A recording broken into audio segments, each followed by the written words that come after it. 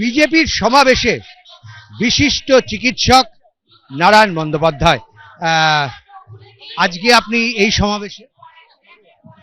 আসলে আমার মনে হয় বাংলার প্রতিটা মানুষ এই সময় পরিবর্তন চায়। পরিবর্তন চায় দুর্নীতি থেকে, পরিবর্তন চায় গত 15 বছরে যে শিক্ষা ব্যবস্থা শেষ করে দেওয়া হয়েছে, পরিবর্তন চায় আমাদের আর্থিক অবস্থা যেভাবে শেষ করে দেওয়া হয়েছে। সুতরাং পরিবর্তনের যাত্রায় আমি সামিল হতে পেরেছি। এর আগে আপনাকে দেখা গেছে বামপন্থীদের মিছিলে, এর আগে দেখা গেছে এমনকি সাম্প্রতিককালে জ্যোতিবাবুরও যে কর্মসূচি ছিল তার ভবনে, সেখানেও। আজকে কি এই প্রথম বিজেপিতে আসা? একদম। দেখুন, এটা আমি মনের তাগিদেই এসেছি। অবশ্যই ইনভিটেশন পেয়েছিলাম, কিন্তু আমার মনে হয় এখন না ওই ডান বাম এসব ভাবলে চলবে না। আদার ভোট ফর টিএমসি আর no vote for TMC, motion একটাই হওয়া উচিত। আপনারা দুর্নীতির পক্ষে? শিক্ষাকে কি বাংলার পিছিয়ে নিয়ে যেতে চান, না শিক্ষা আবার আগের মতো মহিমায় ফিরে আসুক? 8 কোটি টাকার লোন কি বাংলা চাই?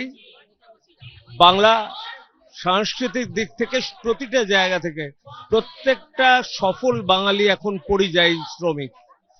সুতরাং যারা পরিবর্তন আনতে পারবে, আমি সবাইকে অনুরোধ করব, দল মত নির্বিশেষে আপনারা তৃণমূলের এগেনস্টে ভোট দিন।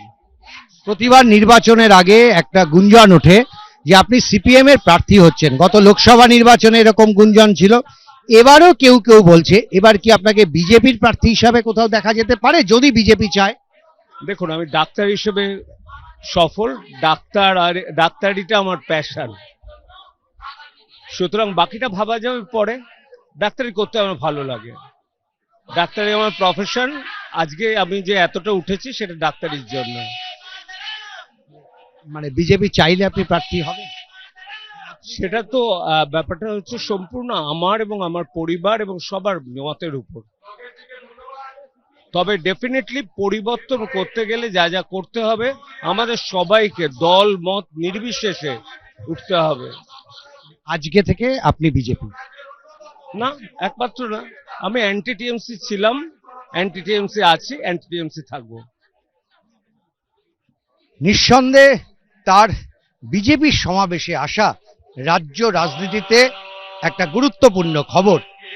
ক্যামেরায় অতনু কুণ্ডুর সঙ্গে উজ্জ্বল মুখোপাধ্যায়, এবিপি আনন্দ, কলকাতা। এবিপি আনন্দ, এগিয়ে থাকে, এগিয়ে রাখে।